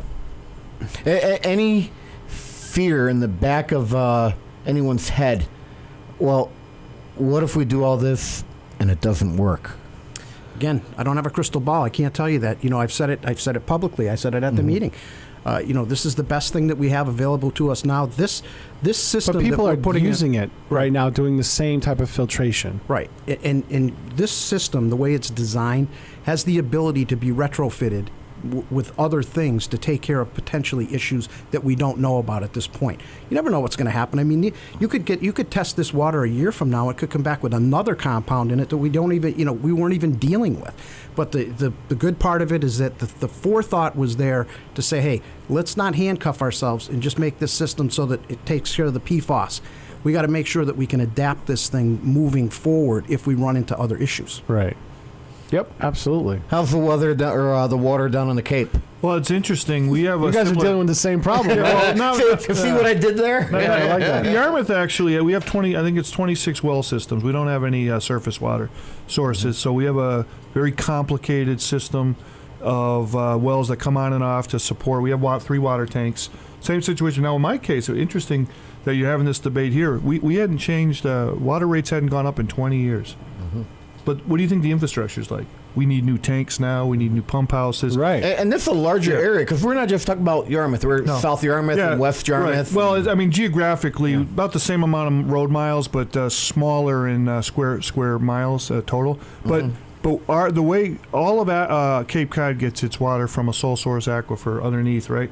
The way that it's going, we actually sell water to Hyannis because they are impacted by the PFOAs and PFAS from the fire training academy at the up near the airport up there. So the way that the groundwater goes, it's moving away from us. So we're in actually pretty good shape. So we sell them water to make up for that because they're dealing with the same thing, multi-million-dollar treatment plants that they're putting in front of it. They're a little bit ahead of us. They discovered it early. But I go back to a couple things to people should pay attention. Number one, up at Otis Air Force Base, Joint Base Cape Cod, they spilled so much jet fuel there over the years. The plume was growing by these unbelievable leaps and bounds. Right? So the federal government put in this enormous system to recapture and clean all that groundwater. So there are technologies that are out there. But now, 20 years ago, a lot of this stuff was new, cutting groundbreaking. But I go back to Barnes. If you go back to Barnes and the Air National Guard, I'd be very cautious throwing dirt at the air base, only because A, they are a tremendous employer. Yep. B, many families get their living out of that base. C, there's a brat coming. And the last thing in the world you want to do is make it sound like your community doesn't want to be a host. This city and that base have been partners in national defense since 1947. Right. The thing to remember, though, is that over the course of time, the base has been a source of past pollutions. There was lead from lead fuels that had been spilled in the soil. There had been heating fuels. There had been other contaminants. And over the course of many, many years, the base put together a Citizens Advisory Board, a commission required by the National Guard Bureau, to begin the process in the early 1990s. Patty Andrus actually was on that board. Barbara Swords was on that board, to begin the cleanup process. And it finally got over the finish line. This, too, will get cleaned up. And at some point, in the case of those other contaminants, the government paid the bill. It takes time. And right now, PFOAs and PFAS are contaminants of emerging concern. You know, they're measuring these in like minuscule parts per trillion. We didn't even have that technology when I got into science in the mid-1980s. I mean, this is like fantastical stuff that they find out now. So the debate is often, we find stuff at such a small level today. Can we even tell that it's harmful to us? Because we can detect it at such a small level. But these chemicals have to go through a system in which they get recognized by the government as being contaminants worthy of reimbursement. And we'll get there eventually. But right now, to John's point, here's what you know. You got to get the water online. We got some deferred maintenance. There's no question about it. You did exactly what you needed to do. You brought in all these experts. You took in information, and you made the decision, the best decision that you could at that day to deal with the problem that you have today. Mm-hmm. Right, and you got to remember, too, that we're in a bit of a unique situation in Westfield because we own that facility. That's correct. Okay, that's not a military installation that's owned by the federal government. That's right. Correct. So, if you look at the reality of that is that at any time, the DEP or anybody else could come in and say, City of Westfield, you got to clean this up, and you're on the hook. I mean, we have a tenant there that caused the problem, but we own that property, so we're responsible for it. And we get a lot of benefit. People, they talk about the lease being pulled out from the base. The base, the military made a decision years ago to not pay for leases anymore, but they do pay for full 24/7 firefighter protection. Which, if we had to pick up that tab, that airport wouldn't be open 24/7. They also pick up the vast majority of the tab on the snow clearing. That was part of the deal, right? But they do the main runway. Yeah, the thing I go back to, though, is we had like $14 or $15 million worth of runway improvements on the main runway, state of the art. That's the best runway outside of Logan Airport in the state. I mean, there are so many improvements by having the Guard as a partner that this base is a model across the country on cost effectiveness. And our partner, the partner has given us a couple of challenges to deal with, but to throw them out, and it just bothers me to disparage you can't trash them like that. I mean, the amount of folks in town, in this region, that derive their livelihood, it's like 1,100 guardsmen draw pay from that base, 400 full-time. It's just, and then all the ancillary support systems around it, too. And no fault of theirs what happened. This is just these things happen in an industrial society. And you deal with it, And even now, we're improving things out there now. And there's monies that are coming in from the federal government that are making improvements to that airport. There's fencing, there's perimeter work going on. There's always something happening. Mm-hmm. So, they're still providing a lot for the city of Westfield. And again, that airport would not be open if it wasn't for the fact that those people were there. And several years ago, and I don't know if you were the mayor then or not, but I co-sponsored when we brought this from a municipal airport to designating it as a regional airport. Okay, and I thought that was important from an economic standpoint because making that change. Chris Crean, I think, Chris was involved. Jeff Daly and Chris Crean. And we pushed hard to get that done and to make that happen because from a marketing standpoint for the city, that's a big deal. It really is. It's about the same time they did. They decided to start calling Westover Metropolitan Airport. Right. Yeah. And even now, you go up to the airport. There's a little restaurant up there. You're familiar with that? I think it's called Socks now. Yeah. Yeah, I've been up there a few times, and there's a beautiful state-of-the-art building there. The place looks good. I mean, it's come together. The National Guard's there with the helicopters. There's something going on. Yeah, there there's more the federal government coming, too. The federal government reinvested in the place by moving the helicopter unit from West over to Barnes. Right. Yeah. And there's more civilian investment coming. I spoke to one of the big owners the other day out at the airport that runs the fixed-based operation, and they've got plans to do something with that old 5-star building, knock it down, and build a corporate hangar there. So right. So I mean, there's it's a great asset to have. And one thing John had mentioned it before. This city, I live in a town now, right? And there are like no services. I mean, we have a hospital, we have a great ALS service, we have an airport. I mean, when you start listing curbside pickup, recycling, bulk pickup, I mean, it's astonishing the amount of services that you get here. When you have we had a couple of bad winter storms, the town doesn't set up the shelters or anything. You have to wait to the county to get their act together. And I'm saying to myself, people. If this is the only world you ever knew, it's easy to criticize. But spend some time outside it to really appreciate all of the things this city Try does. to get rid of your trash or recycling up in Northampton. Hey, last night I was, no, you're right, but last night I was playing Little League. My oldest son had a Little League game. We won against Southampton. It was a slugfest, 21-11. But the Southampton team was like, hey, who paid for those lights you guys got up at the field, up at Paper Mill? I said, well, that's a community effort. And I said, we're fortunate that anytime we needed something of magnitude like that, we had a partner in the Westfield Gas and Electric. And that's something, again, all these things that the city has, we have great corporate sponsorship, and we always had the gas and electric to be able to backstop a lot of things. And so I see it now, how much this city does, and how fortunate you should really feel when you live here. And I know there's a lot of folks that complain about the roads and all that stuff, but the reality is, A, everybody in the Commonwealth's dealing with it, although I did tell the mayor we have beautiful roads on Cape Cod. B, you had to do it, right? Money's tight, with the exception of maybe a half a dozen towns across the Commonwealth. Money's tight for everybody. I mean, some of our co-cities around here, they're having struggles. But all in all, it's a good living here in Westfield. There's great job base. At the Cape, they talk about the erosion of full-time jobs. We've lost 10,000 kids in 10 years from the school system. It's becoming like just like the Sarasota of the Northeast, because it's just becoming a retirement community now. But here, there's manufacturing, there's warehousing, there's retail, there's military. We got a great diverse mix here. There's so much to be positive about here. It's just, like I said, I think it's really refreshing to step out and then look in. Yeah, right. And even, take a look at what you've got here, as far as community and investment.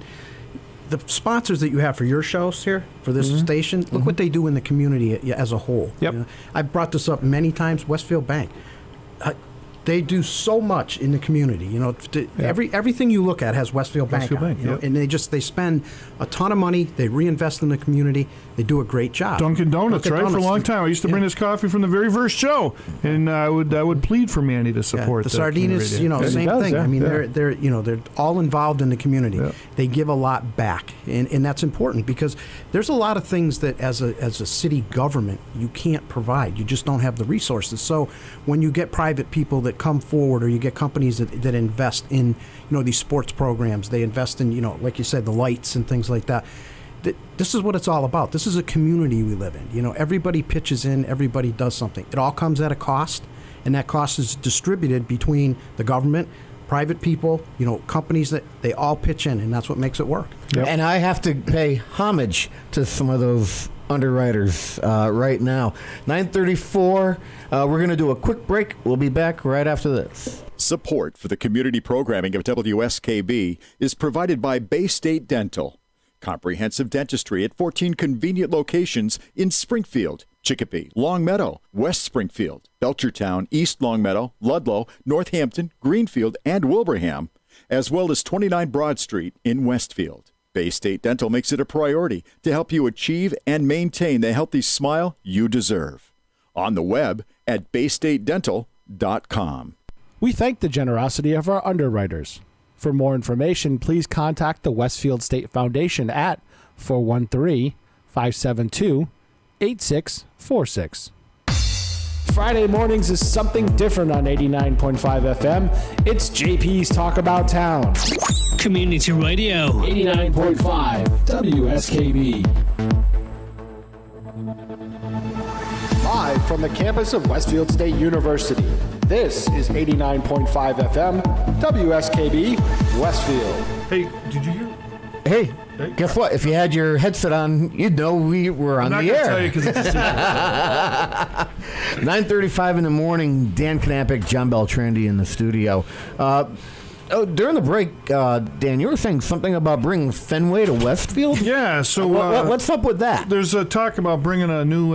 we need to build like an intermediate diamond, like 50 to 70-foot diamond, they call it. We're trying to get the Paw Sox here. We're gonna, exactly. Bullens isn't good enough? No, it's something intermediate for the kids in the 13-year-old age bracket. Oh, okay. So, all right. so I mean, I remember making that leap to a 90-foot diamond as a 13-year-old. That's big. But the new thing I remember baseball, for a while we were trying to get a what was a minor class A. To play over at Bullens. There was actually the Blue Sox came to see me when Holyoke wouldn't repair Mackenzie Stadium. They came over to see. At that time, Bullens was in tough shape too. But luckily, we did the World Series retrofit there. But they were talking about in Belchertown. We played the other night, our All-Star team.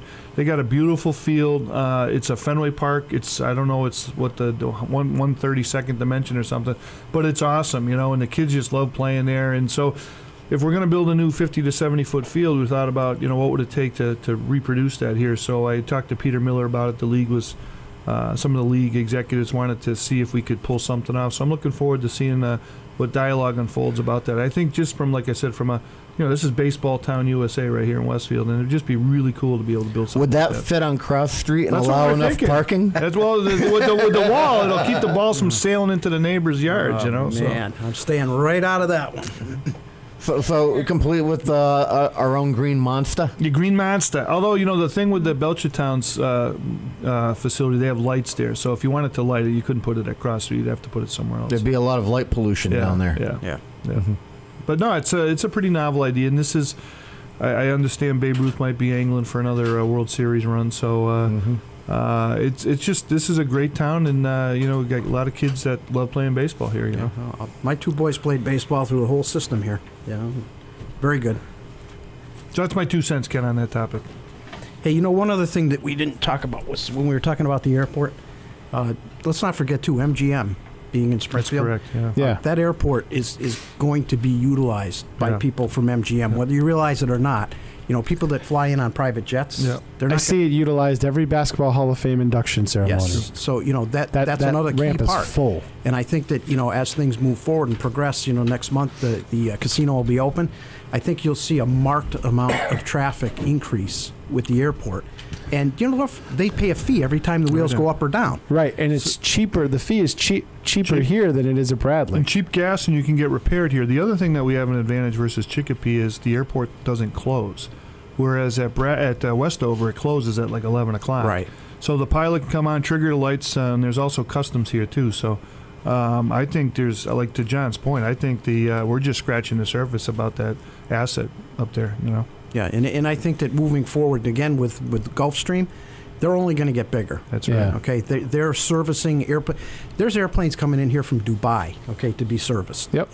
We're getting that kind of traffic in here, and again, wheels up, you ring the cash register. You know what I mean? Every time somebody hits that ground or takes off, there's a fee that gets paid. And I think that I'm going to give Councilor Paul a lot of credit for this, because Bob was very, very intent on having the airport be self-sufficient in a short time. And at the time, it was 4 years. It's down to 2. And we've made leaps and bounds towards that happening. They're getting closer and closer. They are. And I think that, if that happens, I mean, that's just better for the city all around. It takes some relief on the budget side. The airport becomes self-sufficient. And I think as that happens, it just creates more activity out there. Yeah. And those are good jobs that support that. You think of like the average payroll at when they were building Gulfstream, it was billed at about $75,000 per on the average, the employees up there. And they went from like 110 to like almost 300 or thereabouts. And they have additional carve-outs up there for another expansion. So at some point, aviation's going to expand again, and that's well. And the thing is, and then we had a very enterprising principal, now superintendent, who took advantage of it and saw the future up there.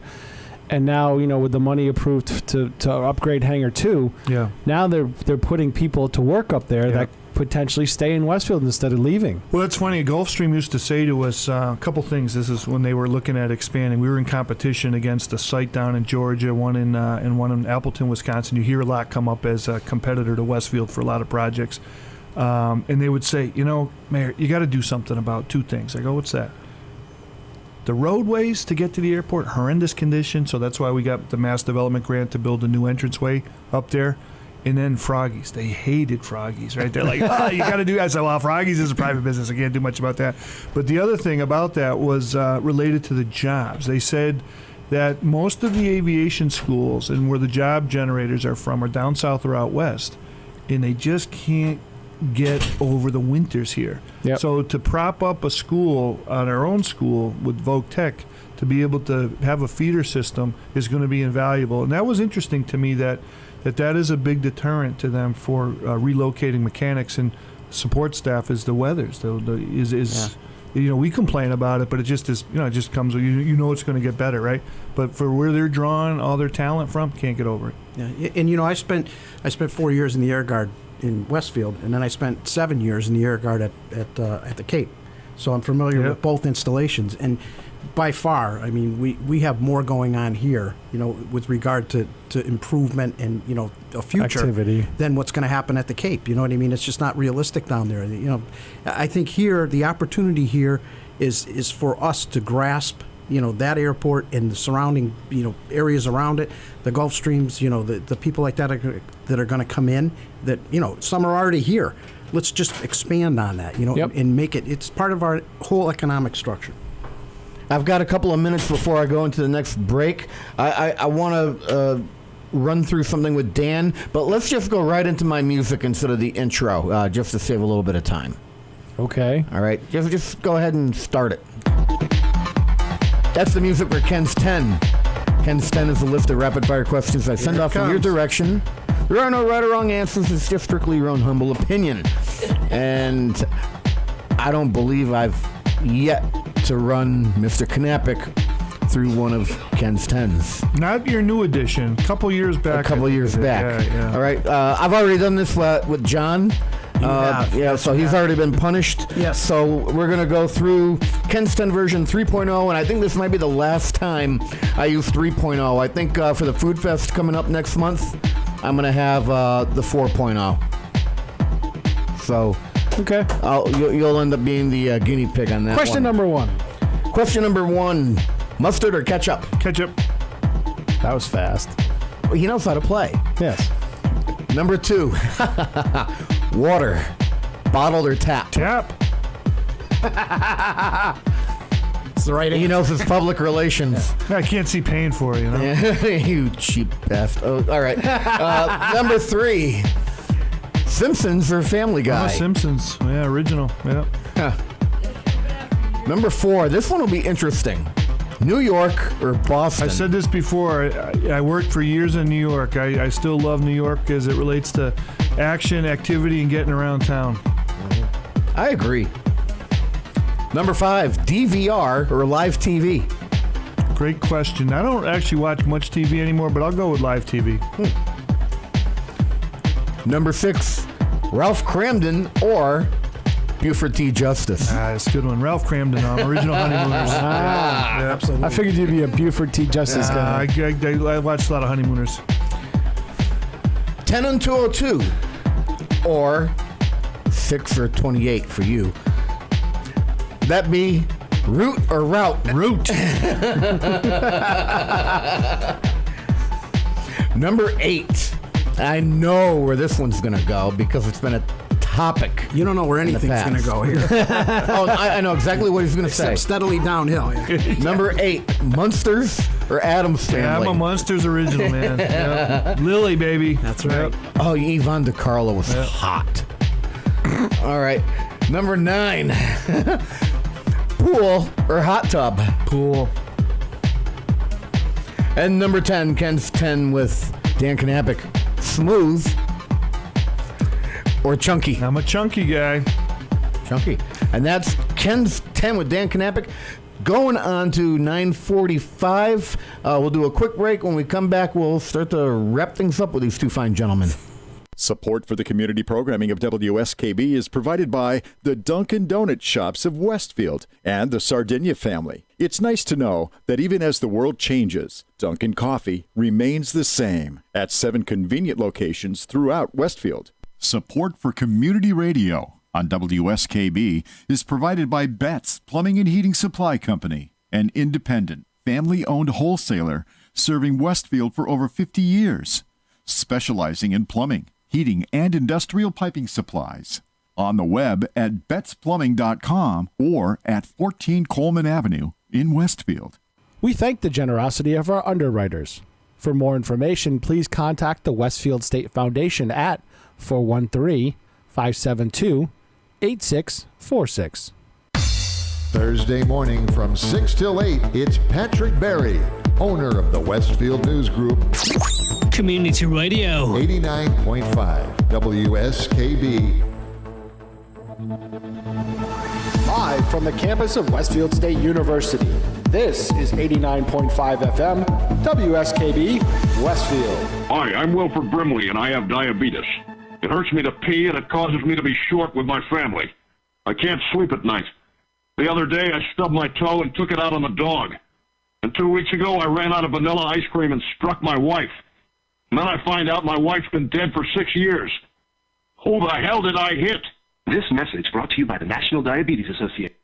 9:46 and a half. No rhyme or reason to anything. No. I'm Welcome to Ken's Den. I'm just like throw it to the wall and see what happens. I'm the screwball of the community radio here on WSKB. But before we get back to you two, I want to remind everyone listening that the Boys and Girls Club of Greater Westfield is in fact doing their lunches again this summer. And you may have noticed commercials now on TV. Other communities are offering this together. Yeah. So there are several different satellite locations you can go to for lunch, and this is going on until August 24th. Any child age 2 through 18 get a free lunch, and you can find that at Chapman Playground. That's between 1 and 1:30. CPA is between 11:30 and 12. Powder Mill is between 12 and 1. City Knox is between 12:15 and 12:45. Edgewood is between 12 and 12:30. The Hubbard Street Park is 12 to 12:30. And at South Middle School, 12:30 to 1 o'clock. Again, that's a free lunch, any child ages 2 through 8, and that's being done by the Boys and Girls Club of Greater Westfield. If you need any further information on that, bgcwestfield.org. So I think Boys Park Girls said Club it was like Westfield.org. 30,000 meals over the summer that they distribute. Yeah, it was Or well even more over than that. 20,000. You know, and I used to say between the YMCA and the Boys and Girls Club, I don't know how you would even function as a society. Between the 300 kids a day or more that go to the Boys and Girls Club after school and before school, and then all the programs, the Y runs before and after school, because they take care of it inside the building, plus this program. We are so fortunate to, you don't appreciate all that stuff till you have kids and you go through that. Yeah, and even, we were talking about private people doing things. Look what Al First did for this community. Yeah. Mm-hmm. I mean, that facility that we have down there, for the skating is incredible. I mean, the whole complex, you could never do those things without having people do the investment. Right. I mean, it's huge. The closest rink that's state-owned is Holyoke, I think. And then there's just a handful of them around the state. Yeah, right. Yeah. You know what I'm getting in my headset right now? What's that? My phone. Your phone. So John, around here, school's out for the summer, which means that the traffic gets a little lighter on our streets. However, Dan, now you deal with traffic. Yeah, the other day I had a game in East Hampton on Friday night. I left the Cape at 1. I arrived at 5:45 as the national anthem was being sung. That's how long it took. How long did it take you to get over the bridge? Yeah, even I was already over. What we're backed up was, usually it's coming on the Cape, but in this particular case, it was the Rotary and Bourne to get on the 25 is what was brutal. It was an extra hour there, but I mean, you never know, And then earlier in the spring, they had the joint expansion work on the Sagamore Bridge, so that really threw a monkey wrench. But on a good day, it's 2 hours, 35 minutes.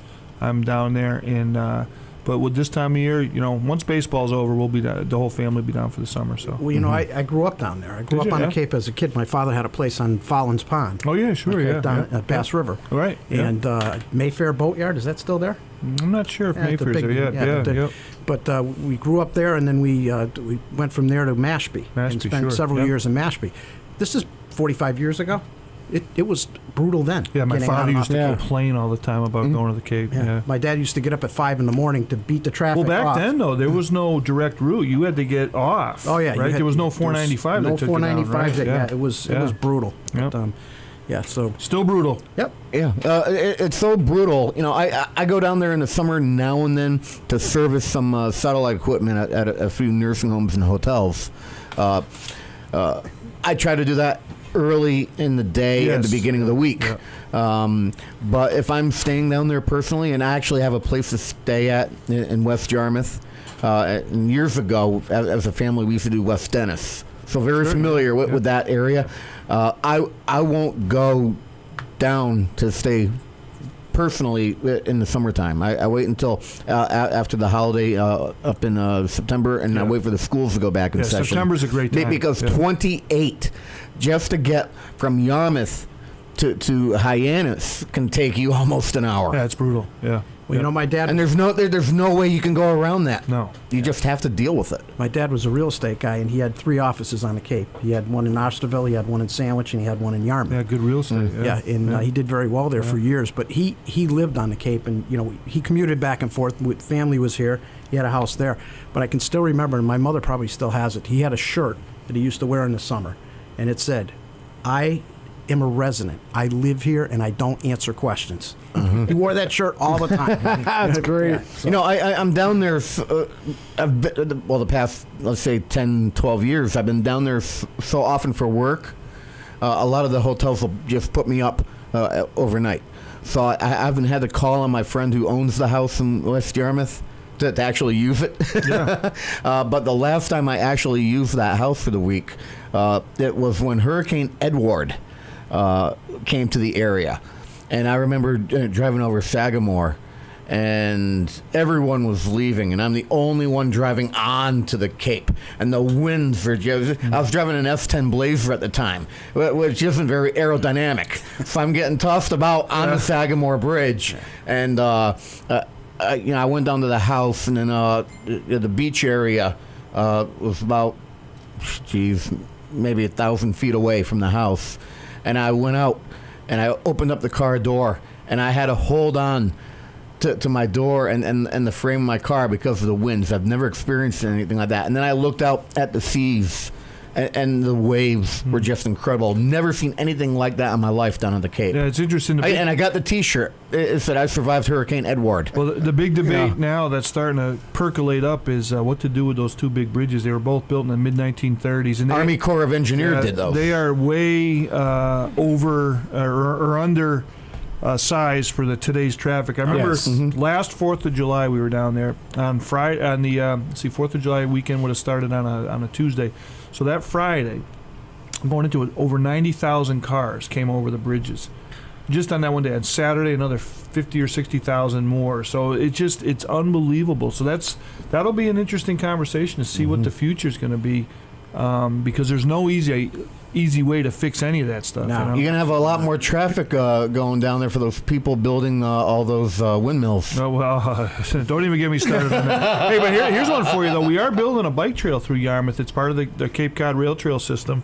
So we're in phase 2 now. It's almost finished, and phase 3 will connect us to Barnstable. So very shortly, you'll go from Barnstable all the way up to Wellfleet on the system. And our cost is like $26 million, right? So maybe we can connect it to the Westfield. Well, maybe, but I think what I listened to is all the complaining that was being done on the Greenway here, and I'm saying to myself, geez, I asked the Public Works. I said, how much is ours? Because it was well into construction by the time I showed up. They said it's probably all in. It'll be $26 million, and it's like. It's so incredibly popular, though. I run into people every day, even from out here. I was actually I took a ride to Shaker Farms the other day with my kids to have lunch.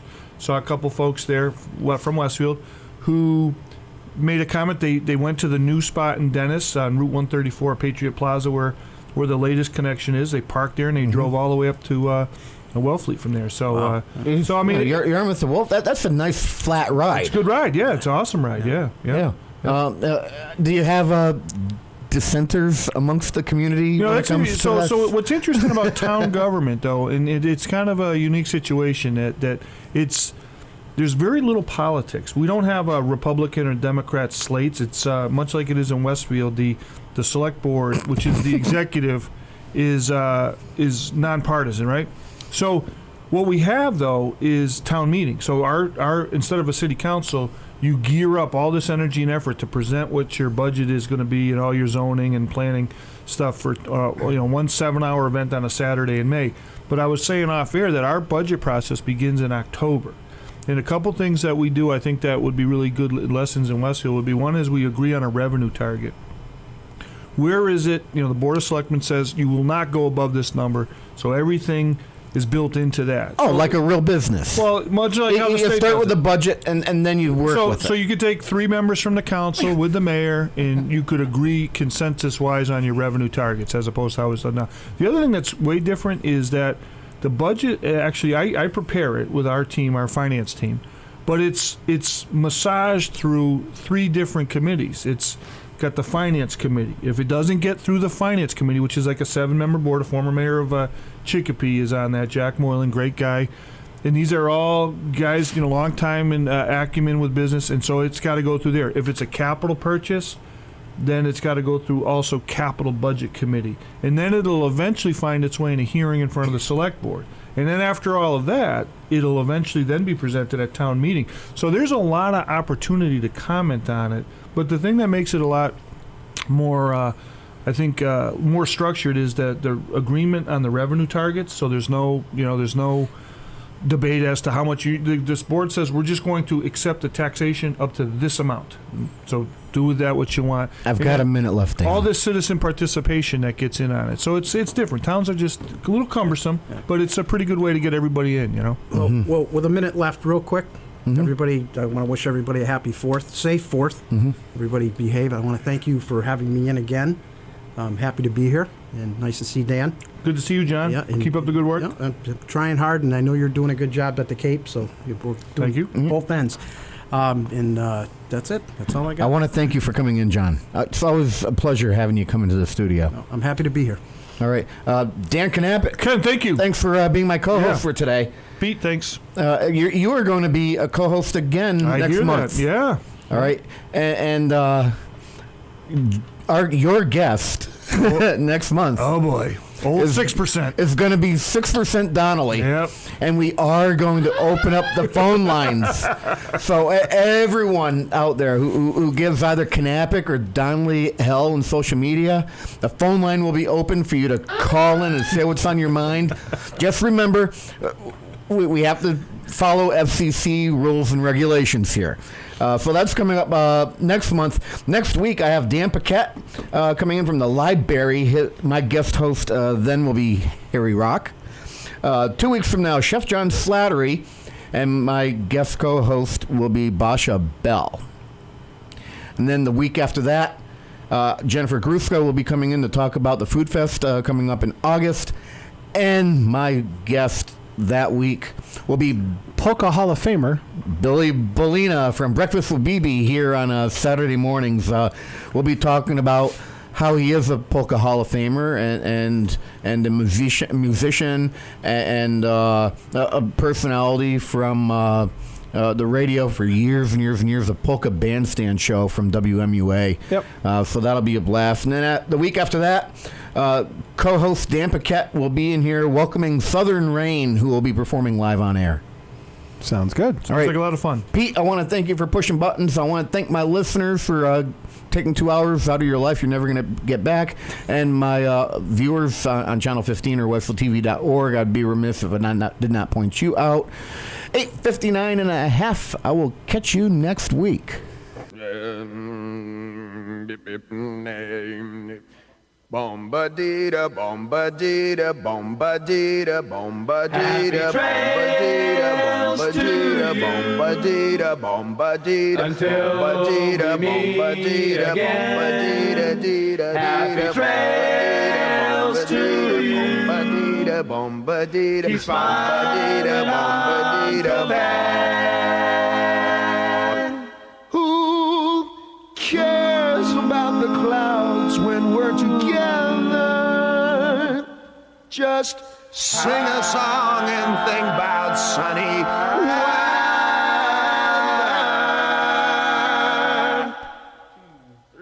Happy trails to you till we meet again.